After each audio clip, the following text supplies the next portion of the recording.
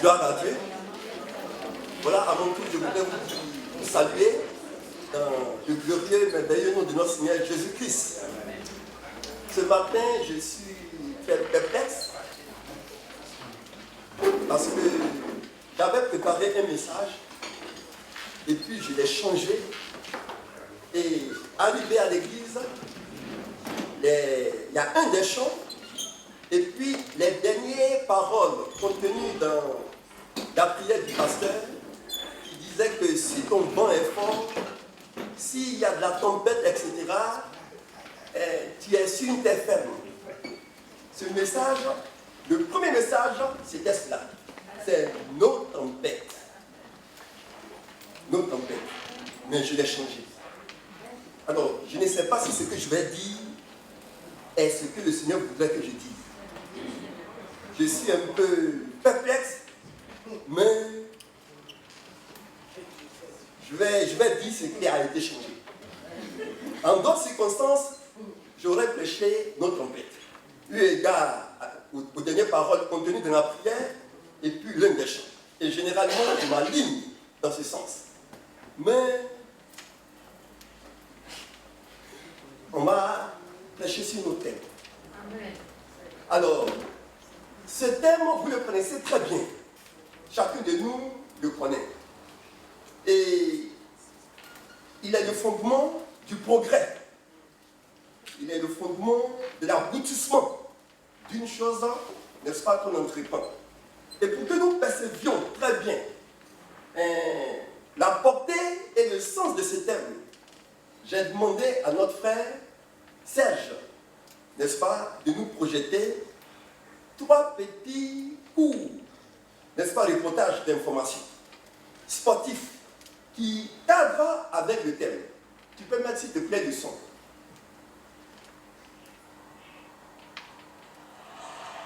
Les Finlandais Hockert, Lettin avec Sapinen imposent le rythme et ne concèdent rien.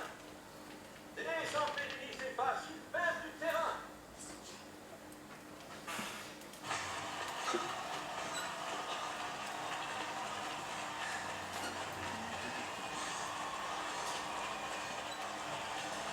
Donc c'est une course.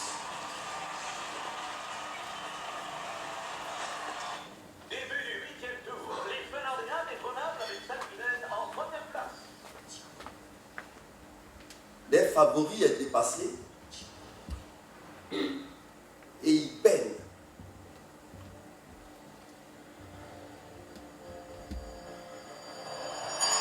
nous voici au dernier tour. Les Finlandais mettent la barque.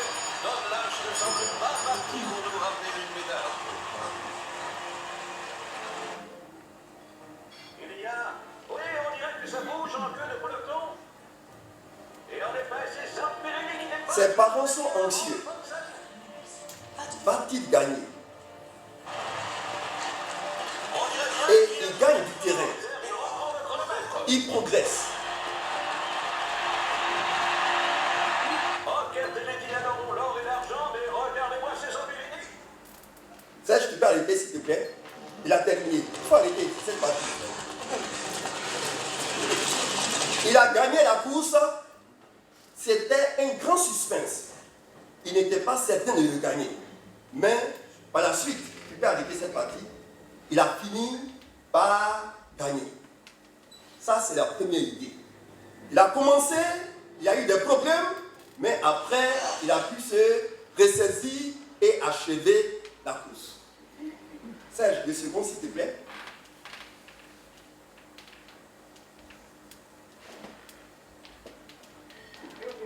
Le second, c'est un marathon.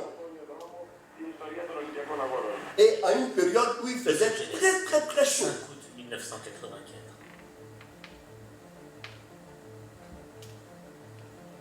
Il était devant. Gabriela Andersen-Schiss participe au premier marathon olympique féminin. Et c'est une La femme. température ambiante est de 32 degrés Celsius. C'est pourquoi le comité a mis en place plusieurs stations d'eau pour permettre aux coureuses de se rafraîchir.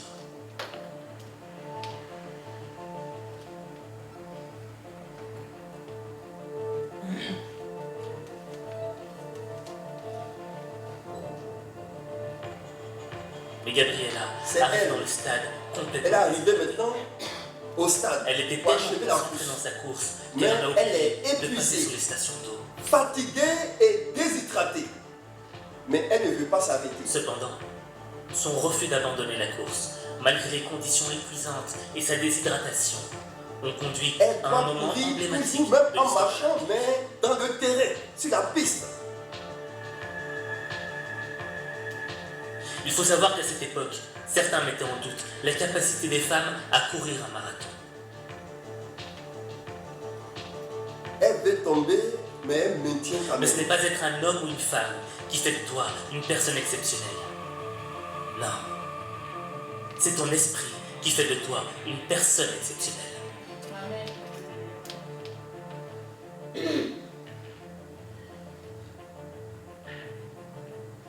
Elle va peiner. Elle va gémir. Son poids était trop fort pour elle-même. Mais elle va aller jusqu'au bout. Elle va achever la course.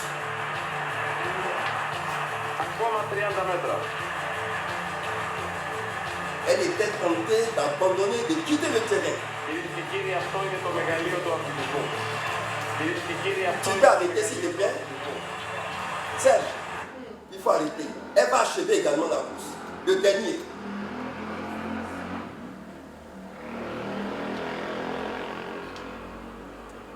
C'est une Asiatique. Elle va commencer la course. Qui a refusé la défaite. Elle va tomber et elle va se briser une jambe. Regina, Et vous allez voir la réaction qu'elle va avoir. de 19 ans, participe à un marathon relais.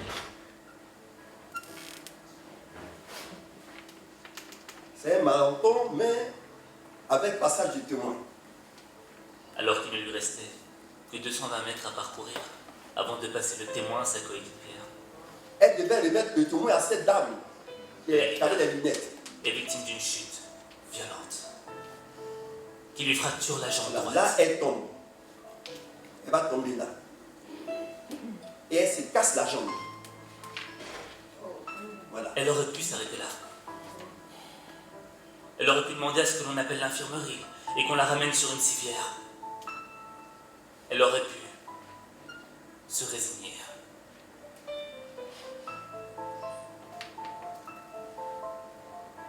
Mais elle a dit non. Non, pas aujourd'hui. Je n'abandonnerai pas aujourd'hui. Je refuse de quitter la course. Et donc, avec son pied cassé, C'est elle là va se traîner sur la qu'elle a piste. pris la décision d'y aller à genoux, les mains sur le sol. Coûte que coûte, vaille que vaille, elle devait y arriver. Jambes cassées ou pas. Et ses genoux étaient sur la piste. Et ça saignait. Mais elle avançait. En plus de la douleur de sa fracture, venait s'ajouter celle Elle avait Du une frottement fracture. de ses genoux. Elle ne pouvait pas se tenir Contre le debout. sol. Serge, tu peux arrêter s'il te plaît. Elle va achever également sa course. Elle va aller jusqu'au bout. Chers frères et sœurs, quelle idée ou quel thème ces images vous inspirent? Foule, L'endurance. l'endurance, la persévérance. Chers frères, elles ont persévéré pour quel but? Pour un but futile, un but passager, un but temporaire. Que devons-nous faire? Et pour quel but? Notre but, il est éternel. Notre but, il n'est pas passager. Notre but, il est suffisant, non seulement pour cette vie, même pour l'éternité. Chers frères, cette japonaise qui avait le pied cassé s'est traînée sur le goudron pour avoir quelle panne? Pour quel honneur? Pour quelle ambition? Une ambition qui va passer. Une ambition qui va passer. Et vous et moi, la Bible dit que nous sommes engagés dans une course. Pour un panne, pour une récompense qui n'est pas une chose. Notre couronne, ce n'est pas une chose, c'est un être. C'est Christ. la couronne de justice que chacun de vous aura. Chers frères et sœurs, nous serons couronnés de Jésus-Christ. C'est pourquoi nous sommes invités, frères et sœurs, à persévérer dans la marche dans laquelle Dieu nous a engagés. Parce que notre marche, nous l'avons engagée avec Dieu. Dans ce sens, nous allons lire quelques thèmes, quelques textes. Hébreux chapitre 10, le verset 35 à 39, pour qu'on gagne du temps. N'abandonnez donc pas votre assurance, à laquelle est attachée une grande rémunération. Car vous avez besoin de persévérance, afin qu'après avoir accompli la volonté de Dieu, vous obteniez ce qui vous est promis. Encore un peu de temps, et celui qui doit venir viendra. Et il ne tardera pas. Et mon juste vivra par la foi. Mais s'il se retire de la course, s'il abandonne, mon âme ne prend pas plaisir en lui. Nous ne sommes pas de ceux qui abandonnent, ceux qui se retirent pour se perdre, mais ceux qui ont la foi pour sauver les âmes. Amen. Chers frères et sœurs, nous avons commencé la course. Et les Écritures nous disent, dans Ecclésiaste chapitre 7, verset 8, mieux vaut la fin d'une chose que son commencement. Chers frères, si on a commencé, qu'on n'achève pas, on n'a pas du tout commencé. La demoiselle qui a traîné ses pieds fracturés, si elle s'arrêtait, toute l'équipe était perdue. Elle va aller jusqu'à ce qu'elle remette le témoin à sa coéquipière qui était devant elle. Chers frères et sœurs, vous et moi, nous ne pouvons pas abandonner. Amen. Et nous ne devons pas savoir abandonner. Nous lisons Hébreux chapitre 12, verset 1. Nous donc aussi, puisque nous sommes environnés d'une si grande nuée de témoins, courons avec persévérance dans la carrière qui nous est ouverte, les yeux fixés sur Jésus, le chef et le consommateur de notre foi. Chers frères et sœurs, qu'est-ce que la persévérance? La persévérance, c'est ce que nous avons vu déjà en partie, n'est-ce pas, sur ces images-là. C'est le fait de poursuivre avec ténacité, avec endurance, avec abnégation, quelquefois avec peine, le but qu'on veut atteindre. En dépit des obstacles de toute nature. Et pour le faire, pour ce qui est de la foi, il faut avoir eu une révélation. Pour que rien ne puisse te détourner de la gloire de l'évangile. Chers frères et sœurs, dans le Nouveau Testament, ce qui caractérise un homme qui persévère, c'est quelqu'un qui est de façon loyale à la foi et à la piété. C'est quelqu'un qui supporte vaillamment l'épreuve de la souffrance et des difficultés. Quelqu'un qui est constant dans sa communion avec Dieu. Ce n'est pas de temps à autre. Non. Ce n'est pas quelqu'un qui abandonne pendant 5 ans et après qui reprend. C'est une forme de persévérance aussi. Mais la persévérance à laquelle Dieu attend, c'est une persévérance sans interruption. Chers frères, et vous verrez pourquoi. C'est une persévérance sans interruption. C'est quelqu'un qui sait attendre, qui sait patienter. Quelqu'un qui est constant. Quelqu'un qui fait face à l'épreuve de la vie, aux différentes tempêtes auxquelles il peut être assujetti. Chers frères et sœurs, persévérer, c'est important. Mais pourquoi devons-nous persévérer? Ézéchiel chapitre 33, verset 12. Pourquoi nous devons persévérer? Et toi, fils de l'homme, dis aux membres de ton peuple, si un homme juste tombe dans le péché, ici, ce n'est pas quelqu'un qui a fait une chute. Non, quelqu'un qui abandonne. Ici, tomber, c'est dans ce sens. Sa droiture passée ne le sauvera pas. De même, si le méchant abandonne sa mauvaise conduite, sa perversité passée ne causera pas sa peine. La droiture passée ne fera pas vivre le juste le jour où il pêche, c'est-à-dire le jour où il abandonne Dieu. Si tu as été fidèle pendant un temps, et puis tu abandonnes, tu refuses tout. La Bible dit, ta fidélité passée ne te sera d'aucune utilité, aucun secours. Ça veut dire quoi? Tu ne peux que continuer d'être fidèle. Alléluia. Amen. Voici la vie, la voix de Dieu. Hébreux chapitre 3, verset 13. Mais encouragez-vous les uns les autres, jour après jour, aussi longtemps qu'on puisse dire aujourd'hui. Aussi longtemps qu'on puisse dire aujourd'hui, afin qu'aucun de vous ne se laisse tromper par le péché et ne s'endurcisse. Hébreux chapitre 4, verset 7. Dieu fixe de nouveau un jour, aujourd'hui, disant dans David si longtemps après, comme il est dit plus haut, aujourd'hui, si vous entendez sa voix, n'endurcissez pas vos cœurs. Chers frères, il y a un seul jour qui compte pour Dieu. Le jour passé, ça n'a pas de valeur pour Dieu. Le jour futur, ce n'est pas notre possession. Il n'y a que le jour d'aujourd'hui. Dieu est le Dieu, je suis. C'est pourquoi, chers frères et sœurs, ce qui compte pour Dieu, c'est notre communion présente. Notre communion passée est passée. Notre fidélité passée est passée. Notre fidélité future n'est pas notre pouvoir. Et Dieu n'est pas dans le futur, il est éternellement présent.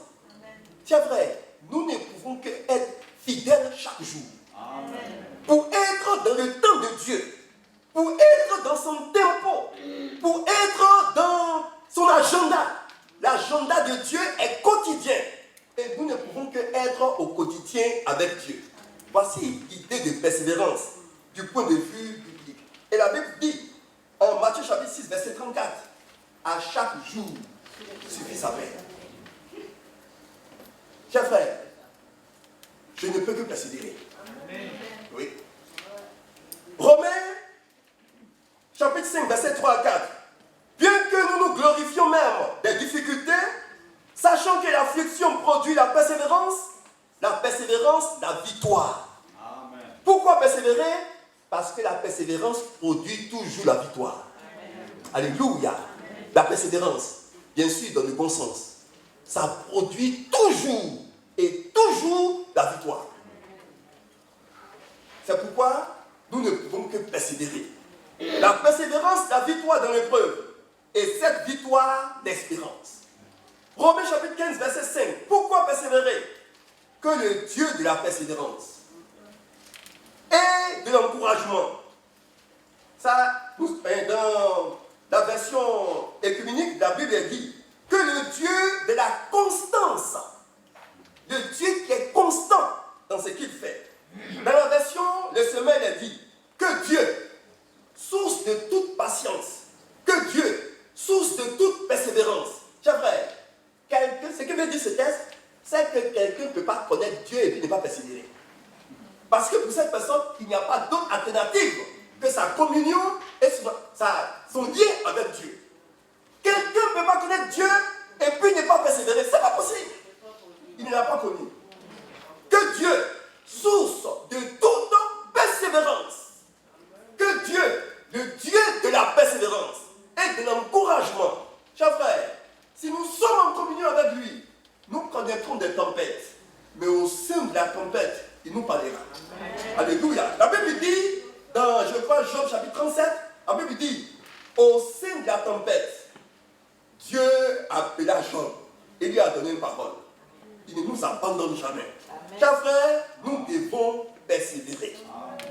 Et on a vu pourquoi persévérer. C'est que nous voulons voir, mais si nous devons persévérer, dans quel domaine? Dans quel domaine devons-nous persévérer? Premièrement, nous devons persévérer de l'amour de Dieu. Ce n'est pas évident. Et je vous renvoie, n'est-ce pas, à Apocalypse chapitre 2, l'église d'Éphèse. Vous pourrez lire. Dieu dit que tu es bien, tu as de la qualité, tu résistes au péché, tu fais ceci et tu fais cela. Mais ce que j'ai contre toi, c'est que tu as abandonné ton premier amour. Oui, elle faisait ceci, cela, mais de façon traditionnelle, de façon coutumière, de façon rituelle, de façon habituelle, sans une motivation spirituelle, sans empressement pour le Seigneur. Chers frères, est-ce que les choses de Dieu t'empressent? Oui. Ou bien tu craignes? Est-ce que tu as de la joie, de la gaieté à ouvrir ta Bible, de l'empressement à méditer, à prier? Ou c'est une corvée pour toi? Ou c'est un poids, c'est une charge? Est-ce que tu as encore la joie du salut? L'espérance qui produit la communion avec Dieu. Chers frères, souvenez-vous de l'église d'Éphèse. Il lui a été fait des reproches. À quel sujet? Le feu de son premier amour, son désir et son ardeur pour Dieu a baissé. L'église agissait par coutume. L'église agissait par rituel. Chers frères et sœurs, Dieu connaît le cœur de chacun de nous. Et il sait si nous sommes enflammés pour lui ou pas. Que le Seigneur nous donne de comprendre cela. Et que nous soyons enflammés pour Dieu. Après chapitre 2, le verset 4 qui dit cela. Mais ce que j'ai contre toi, c'est que tu as abandonné ton premier amour.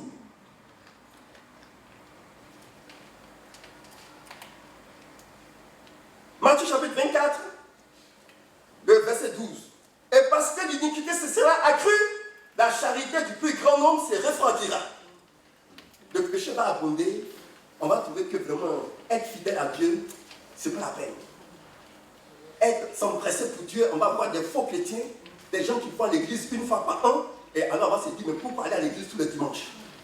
Pourquoi se priver des vacances pour se donner aux choses de Dieu?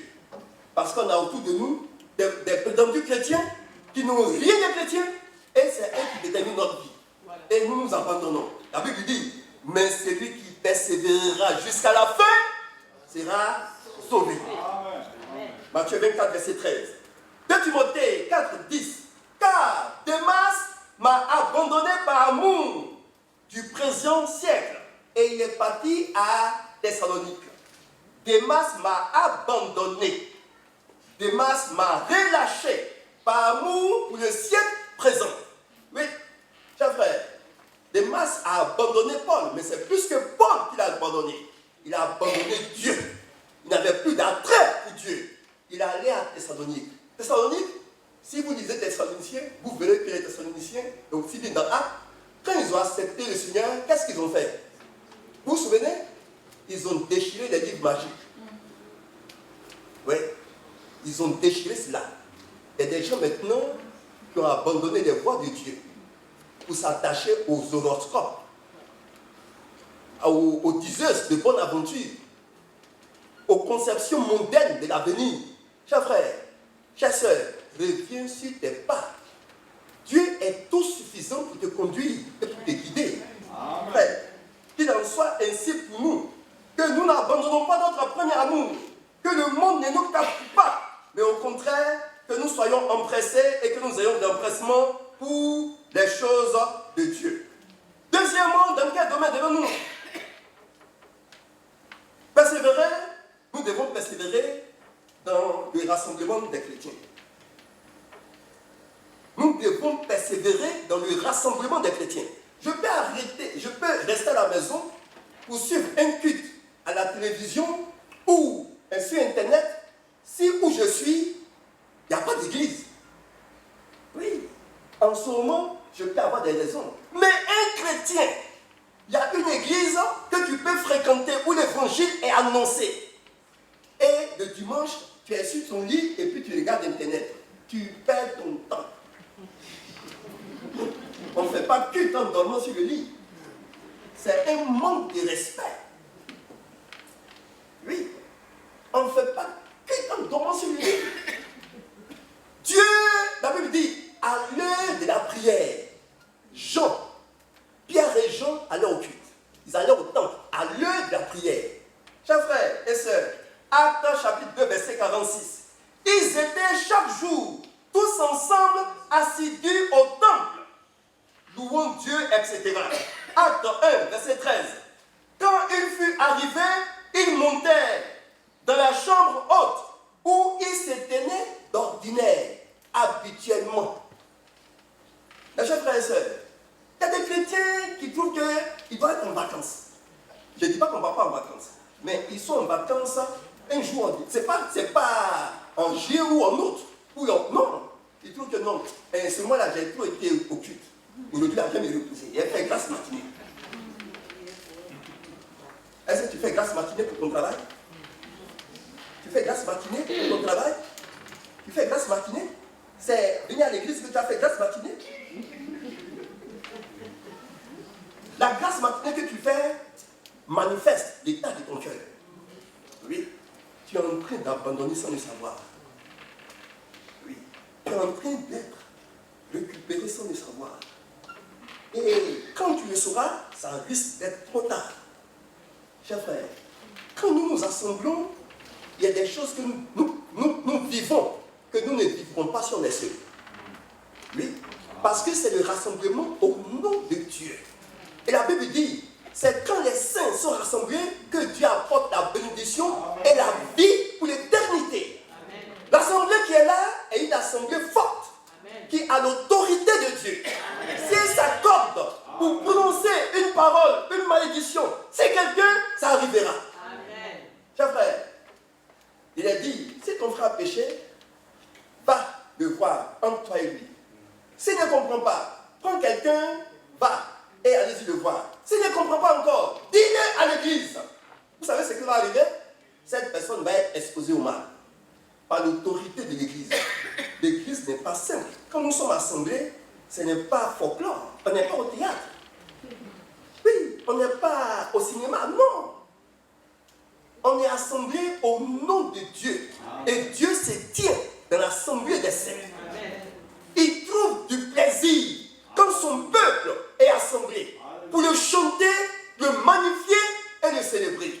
La Bible dit, il apporte la vie en ce moment-là. La Bible dit que le méchant ne résiste pas à l'assemblée des saints. Chers frères, ce n'est pas une petite chose que de se retrouver en frères et sœurs. Moi, il m'arrive de voyager. Par le passé, je voyageais beaucoup. Quand je vais, je cherche un lieu de culte. J'ai dit au taximètre, est-ce qu'il y a église ici? Ils disent, il y a église internationale. Souvent, les pays d'Asie, Indonésie, etc. Mais c'est bon de se retrouver dans la communion. Amen, amen. Quand on chante, on est construit. Moi, je sais que Jésus est ressuscité. Mais tout à l'heure, il y a une sœur qui priait que Jésus était ressuscité. Je ne sais pas, hein, le Saint-Esprit m'a réveillé avec cette prière. Chers frères, en venant dans le rassemblement des saints, Dieu peut trouver quelque chose pour vous. Amen. Oui. En venant dans le rassemblement des saints, pendant qu'un frère ou une sœur prie, elle prie votre sujet. Elle révèle votre problème que vous vivez, qu'elle a vécu et que Dieu l'a délivré. Vous allez rencontrer quelqu'un qui va vous dire, elle ne viendra pas sur votre lit pour vous le dire. Parce que Dieu donne le rendez-vous au sein de son peuple. Que le Seigneur nous donne. Deuxième motif, nous devons persévérer dans le rassemblement des saints. On ne vient pas à l'église par option. Non. On ne vient pas par option. Un chrétien, à moins qu'il soit malade, à moins qu'il y ait un autre problème, il doit respecter le rendez-vous. Si il vient seul, est-ce que moi seul je vais chanter pour... Non, tu dois venir, cher frère, chère soeur, tu dois être là. Nous devons jouer notre voix pour célébrer le Seigneur et le magnifier. Le Seigneur est glorifié par cela. Chers frères, pourquoi devons-nous, dans quel domaine devons-nous également persévérer? Nous devons persévérer dans la prière et dans l'attente du retour de Jésus. Amen. Il y a un frère ou une soeur qui a dit, peut-être en commentant le chant, je ne sais, il y a des sujets pour lesquels on a prié et on n'a pas de réponse. Et le fait qu'on n'ait pas de réponse, on est découragé, on ne prie plus. On dit la prière, ça ne marche pas toujours. La prière, ça marche. Alléluia. La prière marche. Dieu entend les prières. Et il les répond en son temps. La prière, ça marche. Nous avons des oreilles et le Créateur des oreilles n'a pas d'oreilles. Ce n'est pas possible. Dieu entend les prières et il répond aux prières. En tout cas, moi je prie. Je prie dans la voiture. Je prie en marchant. Je prie en tout temps. Si le sommeil ne me prend pas, je parle à Dieu. Chers frères, Dieu entend nos prières. Vous savez, il y a un texte qui me met le cœur. C'est dans 1 Chronique, chapitre 33. Je ne sais pas. 1 Chronique, 1 roi, chapitre. Vous connaissez Manassé? C'est un mauvais roi. La Bible dit, il s'est repenti. Le thème qui vient ici dit, Manassé fléchit Dieu par sa prière. Vous ne pouvez pas comprendre comment ça me parle. Dieu avait une position par rapport à Manassé. Manassé a présenté son situation à Dieu. Il a demandé pardon. Le cœur de Dieu a changé. Le cœur de Dieu a changé. Et quand je prie, je dis, Seigneur, si tu t'es laissé mouvoir par Manassé, il faut que tu m'écoutes. Au nom de Jésus. Si tu t'es laissé mouvoir par Manassé, lisez tout Manassé, lisez ce texte. Vous allez voir ce qui s'est passé. Notre Dieu, il bouge. Il est actif. Il est vivant. Dieu est au-dessus de moi. C'est pas moi qui fais Dieu, c'est Dieu qui m'a fait. Que je crois en lui ou que je ne crois pas, ça ne change rien. Ces décès se réaliseront. Chers frères et sœurs, continuons, persévérons de la prière. Oui. Luc chapitre 18, verset 1. Jésus lui adressa une parabole pour montrer qu'il faut toujours prier et ne point se relâcher. Romains 12, 12. Réjouissez-vous en espérance. Soyez patients dans l'affliction. Persévérez dans la prière. Tous ces thèmes sont là pour dire, pour certaines prières, il faut du temps avant que ça ne y ait réponse. Sinon, la persévérance n'aura pas de sens. Persévérer, c'est poursuivre. Persévérer induit un temps, un délai. Chers frères, nous sommes encouragés à persévérer. Romains 6, 18. Faites en tout temps par l'esprit, tout soit des prières et des supplications. Veillez à cela avec une entière persévérance. Chers frères, nous avons besoin de persévérer dans la prière. Thessaloniciens 1 Thessaloniciens 5, 17. Priez sans cesse et continuellement avec persévérance. Acte 1, 14. Tous d'un commun accord, persévérez dans la prière. Luc 12, Luc 21, verset 36. Veillez donc et priez en tout temps, afin que vous ayez de la force pour échapper à toutes ces choses qui arriveront et de paraître debout devant le Fils de l'homme. Chers frères et sœurs, la prière va de pair avec la vision du retour de Jésus. Priez pour que vous ayez de la force pour échapper à ce jour. Oh, chers frères, que nous croyons au retour de Jésus ou que nous ne croyons pas, ça ne change rien. Jésus va revenir. Notre foi par rapport à ça ne change pas le décret de Dieu. C'est déjà décrété. Amen. C'est arrêté. Ça s'exécutera. Ça s'exécuter. À tout prix. Vous savez, on dit la forêt de l'Amazonie a brûlé.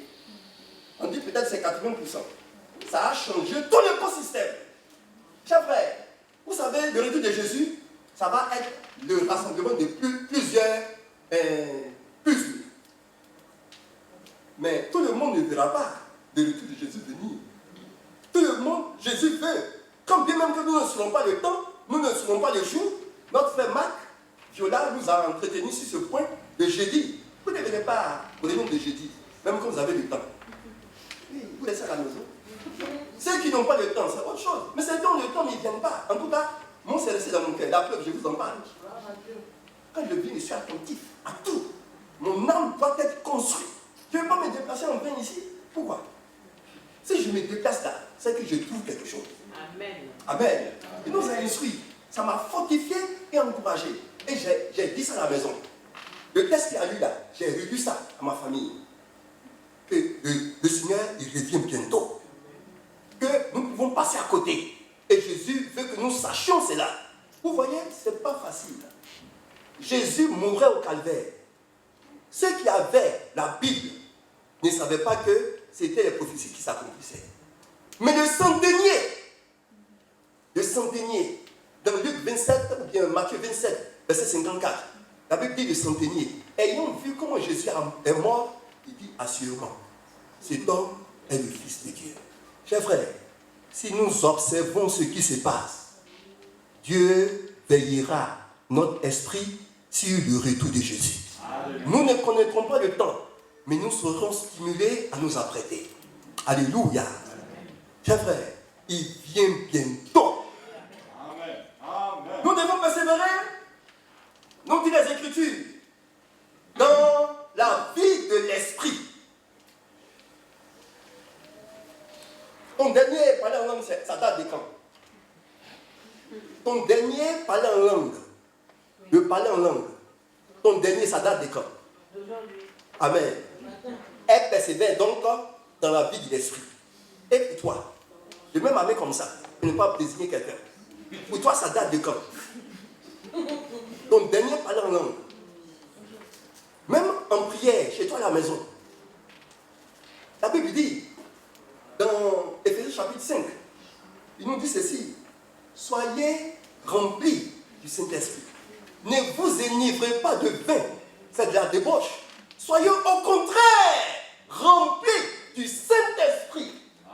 Chers frères, nous avons besoin de l'Esprit de Dieu pour que notre esprit soit en communion avec l'Esprit de Dieu et que nous discernions les temps que nous vivons. Parce que seul l'Esprit peut nous permettre de discerner des temps. C'est pourquoi Jésus a donné la parabole des 10 vierges. Qu'est-ce qui a manqué? C'est l'huile-là.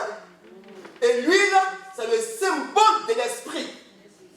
Chers frères, nous sommes encouragés non seulement à vivre dans l'Esprit, mais à marcher selon l'Esprit. Sans l'Esprit de Dieu, on ne peut rien faire. Oui. Il faut prier, louer le Seigneur, chanter ses grâces, magnifier son nom. Si tu es rempli du Saint-Esprit, tu parles en langue. À la maison aussi, tu pries, tu parles en langue. Oui. Tu célèbres le Seigneur. Si tu connais des tempêtes, des épreuves, que tu ne sais que dire, parle en langue. Le Seigneur te chargera. Alléluia. Nous sommes encouragés à être remplis du Saint-Esprit. Jean chapitre 7, verset 37. Celui qui croit en moi, des sources d'eau vive couleront de son sein. Et la Bible dit, Jésus faisait allusion à l'Esprit que recevront ceux qui vont croire en lui. Éphésiens 5, verset 18, je l'ai dit. Galates chapitre 3, verset 3 dit, après avoir commencé par l'Esprit, voulez-vous terminer par la chair? Ça, c'est pas la persévérance. La persévérance, c'est commencer par l'Esprit, poursuivre par l'Esprit et terminer par l'Esprit. Alléluia. Celui qui est conduit par l'Esprit, c'est quelqu'un qui est ouvert. Quelqu'un qui accepte qu'on le reprenne. S'il s'égare. Chers frères, soyons remplis du Saint-Esprit et vivons par l'Esprit. Dans quel domaine devons-nous également persévérer? Nous devons persévérer dans la foi. Luc chapitre 18, verset 8. Quand le Fils de l'homme reviendra, trouvera-t-il la foi sur terre? Chers frères, il y a un livre, je ne sais pas qui m'a prêté ce livre. C'est un frère que j'ai croisé ici. Il ne vient plus ici. En 2001, je crois. Le livre, c'est La séduction de la chrétienté. Je ne vous mens pas, chers frères. Si vous pouvez savoir ce qui est dit au nom de Dieu, mais qui n'a rien à voir avec Dieu, vous allez tomber des nues. On met le nom de Dieu dans tout, alors que ça n'a rien à voir avec Dieu. C'est de la psychologie pure et simple. Ça peut marcher, mais Dieu n'est pas dedans. Je voulais vous donner un texte, c'est pas c'est le nom de Deutéronome, chapitre 13, verset 18. Il a dit, si quelqu'un de ton peuple, il fait ceci, il fait des prodiges, mais s'il ne te dit pas de marcher avec Dieu, sache que c'est le Seigneur qui t'envoie un signe. Chers frères, il y a beaucoup de trompeurs. Les Écritures disent, de même qu'il y a eu des faux prophètes parmi le peuple, il y aura aussi des faux prophètes parmi nous. Et nous devons faire très très attention. Mes frères, Hébreux chapitre 11, verset 6. Or, il est impossible de plaire à Dieu sans la foi. Car il faut que celui qui s'approche de Dieu croit que Dieu existe et qu'il est le rémunérateur de ceux qui le cherchent. Chers frères et sœurs, nous avons besoin de manifester la foi. Paul dit dans 2 Timothée 4, 7, j'ai combattu le bon combat, j'ai achevé la course, j'ai gardé la foi. Apocalypse 3, verset 8, 18.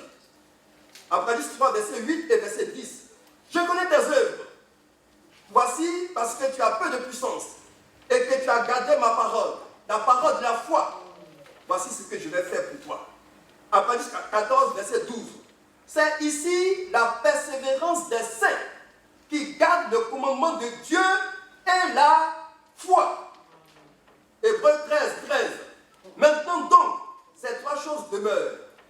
La foi, l'espérance et l'amour. Chers frères, nous devons garder la foi parce que la foi demeure. Et sans la foi, on ne peut pas être agréable à Dieu. Quelqu'un qui dit il a la foi, il ne médite pas, il ne prie pas. Non, tu n'as pas la foi. Parce que tu ne communiques pas avec Dieu. Oui, celui qui a la foi, il prie, il parle à Dieu. Celui qui a la foi, il lit la Bible, Dieu lui parle. Quand tu dis que tu as la foi, tu ne parles pas à Dieu, Dieu ne te parle pas. Vous êtes en inimitié. Ce n'est pas normal. Tu es en désaccord avec Dieu, et puis tu dis que tu as la foi, tu n'as pas la foi. Celui qui a la foi, il prie, il médite, il aime le rassemblement des saints. Amen. Alléluia. Chers frères, nous sommes invités à persévérer dans la foi. Nous terminons. Nous devons persévérer également dans quoi? De ce que vient la foi. La foi vient de quoi? Et ce que nous entendons vient de quoi? Chers frères, c'est le point capital de la persévérance. Persévérer dans la saine doctrine. La doctrine qui n'est pas maladive, qui n'est pas erronée. Galates chapitre 1, verset 6 à 7. Nous met en garde contre les faux enseignants, les faux docteurs. 2 Timothée, chapitre 4, verset 3 nous dit: car il viendra un temps où les hommes ne supporteront pas la saine doctrine, mais ayant la démangeaison d'entendre des choses agréables, ils se donneront une foule de docteurs. Et les gens se donnent une foule de docteurs. Mais vous m'excusez, hein, que moi j'écoute très peu de nouveaux prédicateurs. Avec des enseignements nouveaux. Prospérité abondante. Vraiment, des choses qui n'ont rien à voir avec l'évangile. Vous connaissez l'évangile? L'évangile, c'est l'évangile. Mais Paul dit, ils viennent et ils vous annoncent un autre évangile. Un autre, des évangiles qui effraient les gens. Ils ne peuvent pas dormir seuls quand ils écoutent la parole de Dieu. Non, la parole de Dieu, ça donne la sérénité. Quel évangile tu as été écouté et puis tu as peur de ta chambre? Tout ce qui bouge dans ta chambre, tu as peur. Un cafard, vous connaissez le cafard? Je ne sais pas comment on appelle ici. C'est cafard? Les gens appellent, ils voient cafard dans les chambres et puis ils abandonnent les chambres pour aller dormir ailleurs. Mais tu prends ta chaussure, tu tapes sur le cafard. Quand tu prends un balai, tu tapes sur le cafard, c'est tout. Et me fais sortir. Ils ont peur des cafards. Parce qu'ils sont allés écouter l'évangile où on dit un cafard, c'est un sorcier, un lézard, c'est ceci, lui, c'est cela. Et ils sont perplexes. On a dit, oui, si tu as eu une image ici, oui, tout est interprété. Et à tort et à raison. Et ils sont plus libres. Ils ont perdu leur liberté. Ça, ce n'est pas un enfant de Dieu. L'évangile, ça guérit. L'évangile, ça réconforte. L'évangile n'angoisse pas. L'évangile, ça donne la liberté. Ici, vous savez, le pasteur annoncé, ça fait partie d'un point que je vais souligner. Les offrandes, les dons et les dîmes, il faut persévérer dans ça. Mais chers frères, moi je ne donne pas ma dîme et mes offrandes par obligation. Non. Je donne ça avec amour. Je suis bon. Regardez qui tu es. Et puis tu donnes quelque chose à Dieu. Est-ce qu'il a besoin de ça? Dieu a besoin de ton argent? Mais c'est un honneur. Mais c'est une opportunité. C'est une grâce. Alléluia. Si tu veux garder ton argent, tac. À ta mort, ça se verra bien. C'est le gouvernement qui va prendre. Mais si tu donnes ton argent ici, ça enregistrera au ciel. Ce n'est pas un mensonge. Hein. Je vais vous dire quelque chose. Acte, chapitre 7. Et Corneille, c'est dans quel chapitre? 7 ou bien 9? Bon, acte, vous lisez acte. Avant de finir de lire acte, vous verrez. La Bible dit, Dieu a dit à Corneille, tes prières et tes aumônes sont parvenues à l'Éternel. Tes prières et tes aumônes. Oui. Si on donne les offrandes, je ne peux pas venir comme ça et puis je jette l'argent comme ça dans... Non. Je donne mon argent avec respect. Oui. Le feu qui passe les paniers dans le vent là, c'est au nom de Dieu qui le fait. Je donne ma dîme et mes offrandes avec honneur. Avec respect. Tu n'as pas besoin de ça. Il peut se passer de moi. C'est une grâce. C'est un privilège qui me donne dans les églises où on dit, oui, la bénédiction de 1000 francs suisses. Si tu fais offrande de 500 francs suisses, tu auras 1000 francs suisses. Ça, ce n'est pas l'évangile. La Bible dit, qui lui a donné le premier pour qu'il ait à recevoir le tout? C'est qui? Dieu nous traite en faveur et en grâce. Amen. Alléluia. Il y a des faux évangiles de tout ça. Le pasteur Théophile, hier, le dimanche, il prêchait. Je ne sais pas si tous vous avez bien perçu. Il a dit, il a son mot qu'il emploie, mais je ne sais pas très bien employer. Des gris-gris. À l'église, là, ce n'est pas toujours qu'on va voir des chaises trembler. Et puis les chaises ne tremblent pas à l'église. Ce n'est pas toujours qu'on va voir quelque chose. Non! Alors on dit oui, dans l'église, on ne voit rien. Qu'est-ce que tu veux voir? Dans l'église, on ne voit rien. Mais qu'est-ce que tu veux voir quoi? Et puis toi-même, tu apportes quoi? Tu veux voir quoi? Quelle chose? Tu veux voir, oui, le bras de quelqu'un qui pousse, oui, sa tête qui tombe, Non! C'est pas l'évangile! Dieu est capable de faire ça, mais il le fait en toute liberté. Alors les gens quittent. Ils vont dans les endroits où on les ment. C'est du mensonge. Mais la Bible dit, les dons passeront. Les prophéties s'arrêteront. C'est temporaire. La guérison que mon Dieu m'a guéri. La première fois, c'était ma main. En 1974. 74. C'est ça? 1974, non? J'ai rendu témoignage à une grande évangélisation. Dieu, il guérit. Amen. Il délivre. Mais il le fait quand il veut. Vous connaissez? Si Dieu ne guérit pas quelqu'un, ce n'est pas que Dieu est incapable. 2 Rois, chapitre 13. Élisée, il est mort d'une maladie. Vous savez, non? Mais ses os ont ressuscité un mort. Allez-y comprendre. Lui, il meurt de maladie, mais ses os ressuscitent un mort. C'est tout un message. Notre Dieu, il n'est jamais impuissant devant la maladie. Amen. Mais ces voies, nous ne les connaissons pas. Ésaïe 54 nous dit, 55, autant les cieux sont élevés au-dessus de nos têtes, nos pensées, autant ces voies, nous ne les connaissons pas. Le Seigneur, il agit. Il agit toujours. Et il ne peut qu'agir. Mais pour chacun de nous, il a une voie. Pour chacun de nous, il a une destinée. Et Dieu fait tout à merveille pour chacun de nous. Chers frères et sœurs, n'allez pas vous perdre de temps. Ne pas vous tromper. Depuis qu'il va à l'église ici, là, qu'est-ce qu'il y a eu? Qu'est-ce que je dois avoir? Qu'est-ce que je dois avoir même? C'est quoi? Qu'est-ce que je dois avoir? Je viens à l'église, je reçois la parole. La vraie parole de Dieu. J'ai la communion des frères et des sœurs. Et ça me permet de marcher droitement. Les gens vont venir vous souffler, oui, ne viens plus. Dans une église, il y a des problèmes. Parce que c'est les hommes qui se rassemblent. Sinon, on n'avait pas dit, et Bodi, et Saint-Tiche ont eu des problèmes. Dans l'église, Paul a dit, aidez-les à se mettre ensemble. Ça parce que oui, mais quelqu'un a dit, oh, il m'a marché. Et puis ça va pas quitter l'église. Oui, il ne va pas donner l'église, il n'y a pas amour. C'est toi qui as amour. Oui, il n'y a pas amour. Oui, c'est eux seulement qui voient où il manque d'amour. Et ils ne donnent rien comme amour. Chers frères, l'église, ici, là, ça marche. Amen. En tout cas, pour Marc Mambion, ça marche. Je ne viens pas ici pour faire plaisir au pasteur.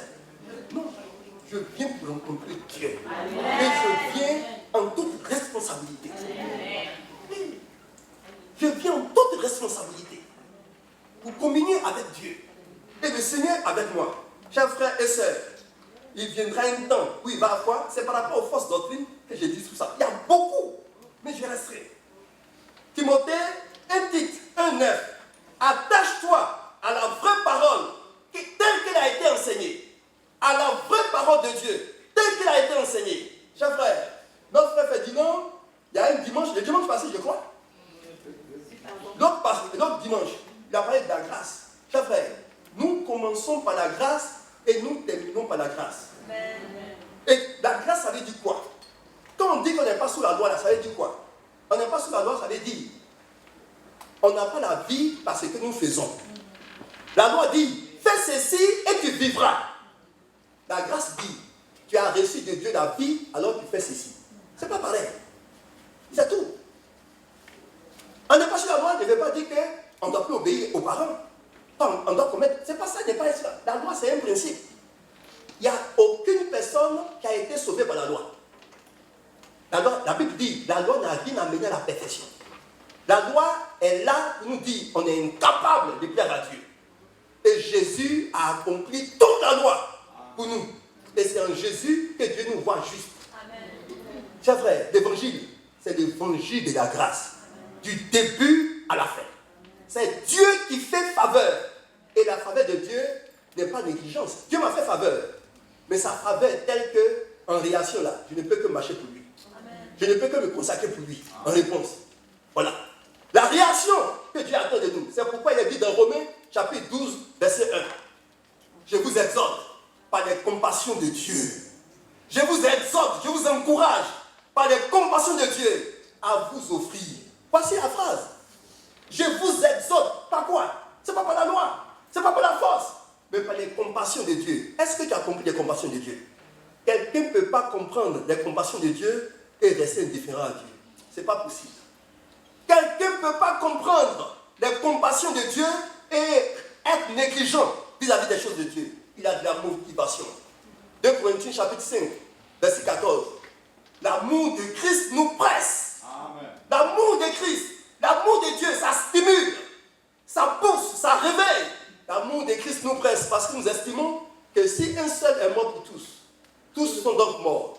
Il est mort pour tous afin que ceux qui vivent ne vivent plus pour eux-mêmes, mais pour le Seigneur. Mes chers frères et sœurs, nous terminons en citant ce texte. C'est pourquoi nous devons d'autant plus nous attacher aux choses que nous avons entendues. Hébreux chapitre 2, verset 1. De peur d'être emporté loin d'elle. Ecclésiaste 7, 8. Mieux vaut la fin d'une chose que son commencement. Tu as bien commencé. Tu dois persévérer pour bien terminer. À l'assistance du Saint-Esprit. Amen. Amen. Notre Dieu, nous te bénissons. Nous louons ton nom. Parce que tu es avec nous. Tu es la source de la motivation et de la persévérance. Et nous nous attacherons à toi. Tu produiras en nous le vouloir et le faire. Et nous irons jusqu'au bout. À ton assistance au nom de Jésus. Amen.